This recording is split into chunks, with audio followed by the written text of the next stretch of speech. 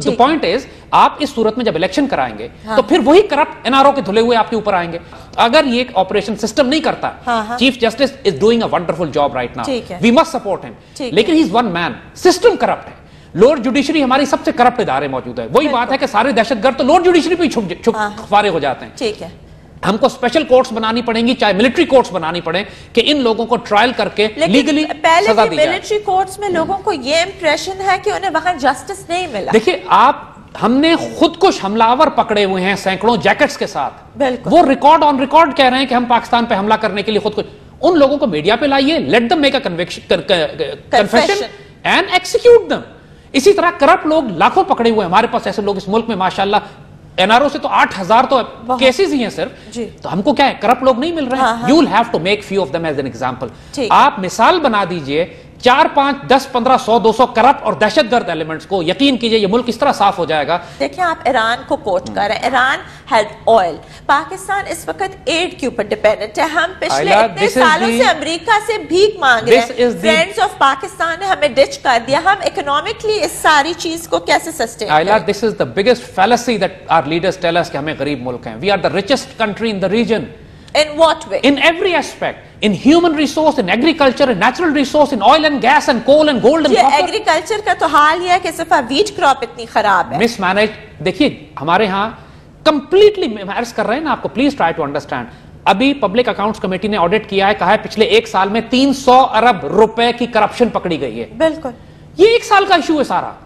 ہم کس چیز کی بات کر رہے ہیں؟ ہمارے پاس کوئی ریسورسز فنڈ ریونیوز کم نہیں ہے. صرف ریکوڈک کی گولڈ اینڈ کاپر مائن جو بلوچستان کے چھوٹے سے سیگمنٹ میں, اس کے اندر گولڈ اینڈ کاپر $100 ارب سے زیادہ کا ہے. ہمارے پاس لاکڑا اور تھر کی جو کول مائنز ہیں, trillion dollar worth of gold and coal. I P Ps کا کتنا بڑا اسکیم ہے جو ہم سارے بجلی کے بغیر بیٹھے. آپ اس کی مجھے ایک فائنل سولوشن بتائیں کہ یہ جو سارے ایلیمنٹس ہیں of Talibans, of these Asian tigers, ان کو ہم کیسے فائٹ کریں؟ پاکستان اس وقت ایک strong, economically strong اور ایک خود کفیل ملک کیسے بنے گا؟ دیکھیے عائلہ, ہمارا سولوشن بڑا ruthless ہے, it's a bit harsh, اور سولوشن یہی ہے. But we'd like to hear it. The solution is simple. This government has to go. We'll need a caretaker government. جو کہ supreme court, But nominated by whom? دیکھیے supreme Pakistan کے پیٹریوٹس اور supreme court اور پاکستان کے جو اچھے سیاسی لوگ ہیں ان کے ساتھ مل کر ایک سیٹ اپ بنایا جا سکتا ہے. ہمیں پیٹریوٹس چاہیے جن کا بیک گراؤنڈ کلین ہو, جو پاکستان میں ڈیلیور کرنا چاہتے ہیں. تو جوڈیشری کے ساتھ آرمی کو بھی آپ اس میں نیکسس میں رکھنا چاہتے ہیں؟ آرمی اور جوڈیشری ہی اس وقت 2 ادارے, سپیریئر جوڈیشری اور آرمی ہی اس وقت 2 ادارے رہ گئے جو پاکستان کی فیڈریشن کو بچانے کی کوشش کر رہے ہیں. ٹھیک ہے, جو پاکستان کے اندر جو پولیٹیکل سیٹ اپ ہے, یقین کیجئے اس وقت پاکستان کی فیڈریشن کو توڑنے میں لگا ہوا ہے. They are corrupt, they are incompetent, اور یہ نہیں چل سکتا. جو چیلنجز ہیں, 4th جنریشن وار میں سے ہم گزر رہے ہیں, اکنامک کولیپس ہو رہا ہے, دشمن ہم پر چاروں طرف سے حملے کر رہا ہے, پاکستان پر یوگوسلاویا ڈاکٹرن یہ مسلط کرنا چاہ رہے ہیں. بالکل, this set up will not work. جو بجٹ بنانے کے پیسے نہیں ہیں, I M F value added tax and I M F کی جو خفیہ شرائط ہیں اس کے اوپر یہ پوری قوم کی کمر توڑ کے رکھ دی ہے انہوں نے. This will not work. But you represent the youth. آپ کو کوئی یوتھ کی طرف سے ریولوشن آتا نظر آ؟ جی دیکھیے, یوتھ ہمارا اس وقت پاکستان کے یوتھ سب سے اویئر جنریشن ہے. الحمدللہ آئیڈیالوجی آف پاکستان ریوائیو ہوئی ہے. 23 مارچ 2010 لاہور میں پاکستان کے یوتھ نے ایک ریزولوشن پاس کی ہے جس کو تکمیل پاکستان ریزولوشن کہتے ہیں, جو ریوائیو کرتی ہے آئیڈیالوجیکل ریزولوشن آف پاکستان. ٹھیک ہے, سو یوتھ تو are the most aware generation today, لیکن یوتھ امپاورڈ نہیں ہے ابھی. تو ان کو موبلائز کرنے کا کوئی طریقہ کار ہے آپ کے پاس؟ دیکھیے الحمدللہ پہلی موبلائزیشن اس وقت آئیڈیالوجیکل ہے جس پر ہم کام کر رہے ہیں. We are trying to work on the ideology of Iqbal. Iqbal نے بھی کوئی سڑکوں پہ جلوس نہیں نکالے تھے, لیکن ایک اویئر جنریشن پیدا کر دی تھی جو اگلے چند سالوں میں جا کے power changes became the main players.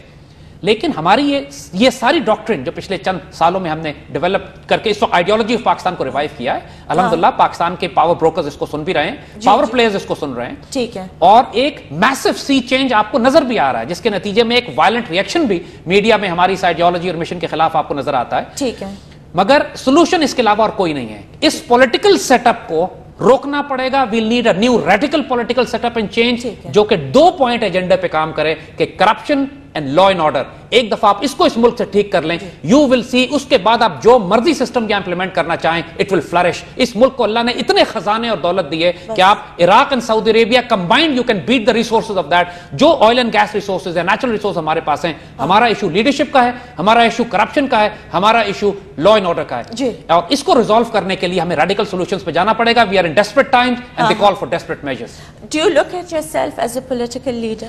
we look at ourselves more as an ideologue.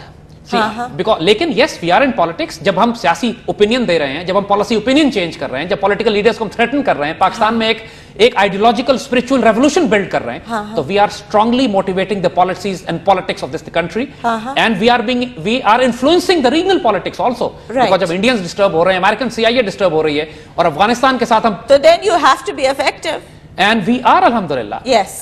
But the point is that we rather prefer to stay ideologues, visionaries and thinkers, and role models in terms of giving the visionary leadership to this nation. Yes. Or Allah ke fadl se, I think this is one role that we are enjoying. The fact that our enemies are violently reacting against us, it means that we are hitting them where it hurts most. Well, I wish you all the success. Thank you very much, Zahid Hamid Saab, for being with us. Thank you very much. My pleasure, ji. नाज़रीन, दहशत गर्दी की वजह से पाकिस्तान का international सतह पर image बहुत मुतासिर हुआ है, लेकिन आज वक्त का तकाजा यही है कि हम अपनी फॉरेन पॉलिसी और दहशत गर्दी के खिलाफ जंग को रिव्यू करें और मुल्क की खुद मुख्तारी के खिलाफ हर चैलेंज का सामना बहादुरी और कौमी वकार से करें. इसके साथ मुझे और मेरी टीम को इजाज़त दीजिए. Take care. अल्लाह हाफ़िज़.